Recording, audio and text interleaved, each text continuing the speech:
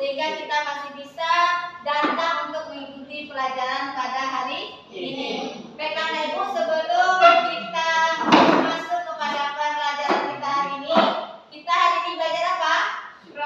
Project P5 ya. Kita berdoa terlebih dahulu. Silakan ketua kelasnya disiapkan. Duduk, siap. Hormat, gerak. Tegak, gerak. Baca doa sebelum belajar.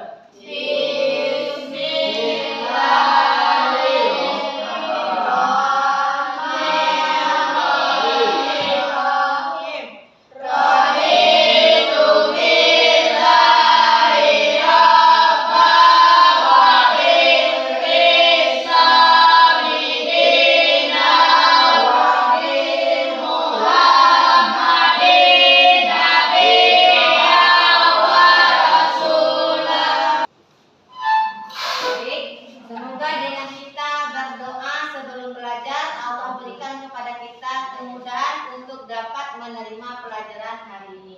Nah, sebelum kita mulai, Ibu absen terlebih dahulu. Putri, hadir Bu. Firdatul Atfal. Bu. Zelin Aura Meliska. Bu. Kita doakan semoga teman kita yang tidak hadir hari ini, semoga dia diberikan oleh Allah. Kalau dia sakit, yang tidak sempat memberi kabar, kita doakan semoga cepat sembuh dan bisa hadir mengikuti pelajaran bersama kita di sekolah kita ini. Baik Ibu, pelajaran kita hari ini adalah tentang P5. Siapa yang tahu apa itu P5? Project Penguatan Profil Pelajar Pancasila. Nah, jadi P5 itu adalah Project Penguatan Profil Pelajar Pancasila. Tema kita adalah tentang kearifan lokal, yang mana topiknya adalah pidato pasambahan Majapahit Marapulai. Sebelum kita masuk kepada pelajaran kita harus tahu dulu tujuan dari pelajaran kita. Nah, yang pertama yaitu setelah kita mengikuti kegiatan ini, siswa diharapkan mampu. Berarti anak Ibu ya, berarti kamu diharapkan mampu yang pertama menyampaikan pidato pasambahan Majapahit Marapulai dengan lancar dan penuh penghayatan. Yang kedua, memahami makna dan nilai kearifan lokal yang terkandung dalam pidato tersebut. Kemudian yang ketiga, menunjukkan keterampilan berbicara yang baik sesuai dengan struktur dan kaidah adat Minangkabau. Nah, di negara kita di Kota Hilalang kan berbeda ya bahasanya. Setiap daerah, setiap negara itu ada perbedaan bahasa. Nah, Ibu pertanyaan terlebih dahulu sebelum kita mulai pelajarannya. Nah, apa yang Anda Ibu ketahui tentang tradisi pasambahan dalam adat Minangkabau ini? Siapa yang bisa? Ya, Adel. Tradisi pasambahan adalah salah bentuk pidato adat yang digunakan dalam berbagai acara adat Minangkabau, seperti pernikahan, menjemput Marapulai atau acara penting lainnya. Nah, jadi tradisi pasambahan ini bisa kita gunakan ketika Majapahit Marapulai, apa lagi? Majapahit Marapulai, pernikahan juga bisa kita lakukan. Nah, di situ ada adat dan sopan santunnya ketika kita melaksanakan prosesi acara, baik itu acara Majapahit Marapulai ataupun acara pernikahan. Nah, Minangkabau. Kenapa? Ayah. Tradisi pasambahan masih dipertahankan karena merupakan identitas budaya masyarakat Minangkabau. Kenapa kita harus mempertahankannya? Karena ini merupakan tradisi untuk menjalin hubungan baik kita dengan keluarga yang lain, dengan masyarakat. Makanya kita harus mempertahankan tradisi yang ada di nagari kita ini, khususnya nagari Kota Hilalang. Baik, kita masuk pada pelajaran kita hari ini. Nah, kita coba lihat, kita kenali dulu kearifan lokal dan pidato pasambahan Majapahit Marapulai. Nah, apa itu pasambahan Majapahit Marapulai? Nah, di sini merupakan bagian dari tradisi pernikahan. Nah, itu bagian dari tradisi pernikahan. Sebelum ada upacara pernikahan, ada dulu Majapahit Marapulai. Nah, di mana keluarga pengantin perempuan menyambut untuk prosesi penjemputan pengantin laki-laki atau mara mulai. Jadi pasambahan Majapahit Rampla itu digunakan ketika upacara pernikahan, sebelum upacara pernikahan untuk menjemput mara mulai atau pengantin laki-laki. Oke. Nih, sebelum kita kan kemarin kita udah catat ya apa-apa saja pidato pasambahan yang akan kita bacakan. Nah, apa strukturnya? Struktur umum pada pidato pasambahan itu yang pertama itu ada pembukaannya. Nah, pembukaannya apa saja isinya? Ada salam. Kemudian yang kedua apa? Ada isinya. Nah, kemudian yang terakhir strukturnya adalah penutup. Nah, pada penutup ini biasanya berisikan tentang ucapan terima kasih dan doa untuk keberkahan dalam acara tersebut. Nah, ini ya yang akan kita praktekkan nanti. Ada tujuan. Sudah dicatat ya kemarin, dan juga ada si pangka. Nah, sekarang tugas anak ibu, setelah kita catat kemarin ya, kan lihat catatannya, bagilah di kelompoknya siapa yang akan membacakan masing-masing dari kata-kata pasambahan tersebut. Nah, ini kelompok 1 ini dari apa? Ujang atau pangka nih? Ujang. Ini bagian pangka. Berarti bagilah yang pangka ini mana siapa yang akan membacakan pasambahannya. Nah, kalau upacaranya.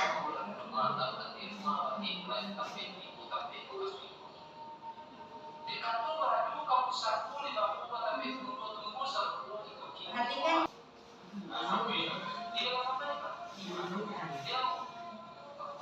Kita gunakan adalah bahasa khas dari Nagari Koto Hilalang. Dia ada perbedaan bahasanya, ada ciri khas kita masing-masing. Nah, bisa sekarang kita cobakan mempraktekkan pidato pasambahan ini per kelompok. Yang kamu yang mana misalnya?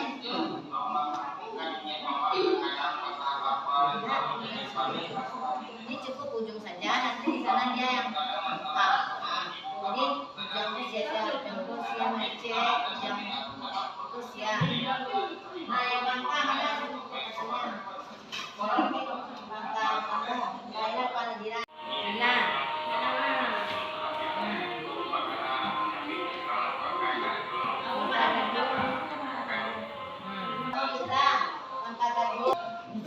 nah, coba kita cek dulu semangatnya dulu. Tepuk 1, tepuk 2, tepuk 3, tepuk 4. Silakan mejanya Hilda. Kita duduk tengah sampai. Iya. Jangan. Kita coba peragakan dari salam, baca salam dulu ya. Pertama dari pembukaan ya. Salam, kemudian baru kita mulai. Oke, baik, kita silakan kita mulai dari pertama. Ujung. Assalamualaikum warahmatullahi wabarakatuh. Waalaikumsalam warahmatullahi wabarakatuh. Beliau Datik Raja Gadang nan kadipasambahkan kepada Datik dan Mbak Pitua di segala Datik kita. Takkan dapat ambo sambah menyambah dengan Datik hanya kata bana dan kadibanakan. Manalah kata bana dan kadibanakan. Bapak tumpih pakarajaan serupa ikonanku, sianglah kadatik bantangkan Datik marulah kadatik satai kelambut.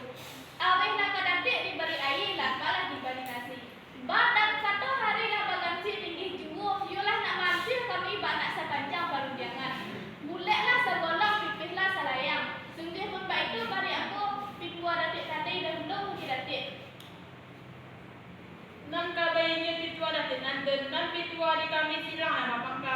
Karimbo beka karak papaga kemudian jalakan. Papaga sampai kahulu bakato lape harak barunya kenakan.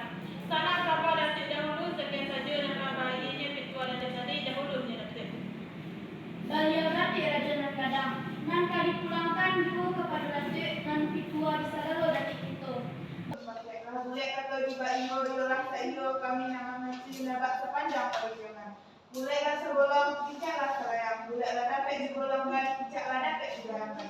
Sekian saja yang tadi pulangkan kepada Datuk dahulu. Datuk. Ya detik-detik dan juga kadang kata bulik bagai bulik lah segolong pecah lah sedayang. Kalau dah hari detik ini nak semua kita dengar, buku nak semua kita tengok. Sekian saja dan kali bayi yang kita detik dahulu detik. Batang kata jauh lah tunjukan hampir lah bakakoan. Sudah kamari cerita kami tadi hanya Datuk. Jadi begitu malah Datuk. Beliau Datuk dan tua. Saat yang balang dia barabah lalu balang balik. Saat yang salah dia sampah lalu salam kembali. Disusun jaringan sapulir ditakirkan kepala dan satu. Diunjarkan bentuk dan dua kabakai Datuk seratus jepang dulu.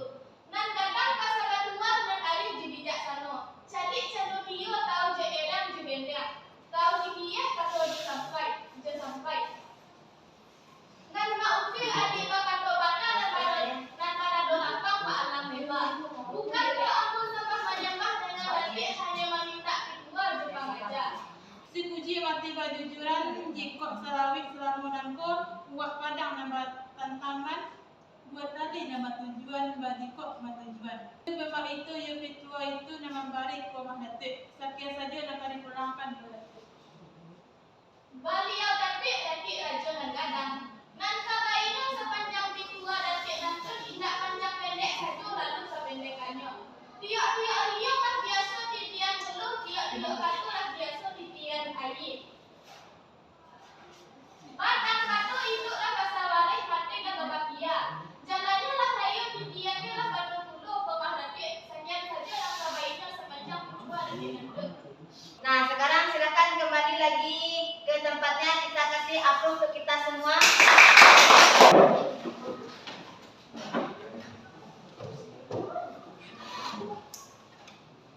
Nah, jadi proyek kita tadi, maka kita harus bisa mengaplikasikannya di dalam kehidupan kita sehari-hari. Nah, karena kamu nih, apalagi yang laki-laki ya, nanti nggak tahu kita akan jadi datua, jadi orang komando. Nah, ini yang akan kita sampaikan ketika kita memiliki adat. Nanti ada yang menjadi janang. Kita tahu janang? Orang yang mantan nasi beko, mantan ayi, ada janang laki-laki, ada janang perempuan. Nah, jadi nanti kamu kalau sudah besar itu akan kita lalui ya. Ada yang menjadi datua nanti, ada yang mengecek seperti yang kita praktekkan ini nanti. Ada yang berbicara seperti ini dan ada nanti yang menjadi janangnya untuk menghidangkan makanan. Nah, dari pelajaran kita tadi kita simpulkan ya bahwasanya ketika kita di dalam suatu adat, suatu nagari, suatu adat itu memiliki nilai-nilai atau norma-norma kesopanannya. Ada cara-cara kita, adat kita, etika kita di dalam melakukannya. Ketika kita berpidato pasangan tadi, maka kita harus gunakan bahasa yang bagus, bahasa yang sopan. Nah, sebagai seorang muslim kita harus mengawali dengan salam.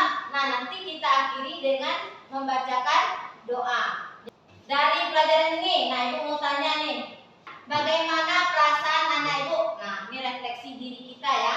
Setelah kita mempraktekkan, setelah kita mempelajari ini, nah, bagaimana perasaan anak ibu saat menyampaikan pidato pasambahan tadi? Bagaimana perasaan kita dalam melaksanakan praktek tadi? Siapa? Nah, silakan Ilza. Saya merasa gugup pada awalnya karena takut salah mengucapkan kata-kata adat. Tetapi setelah mencoba, saya merasa bangga karena bisa mempraktikkan tradisi budaya. Yang kedua coba, setelah kita mempelajari hal ini, apa penting budaya Minangkabau?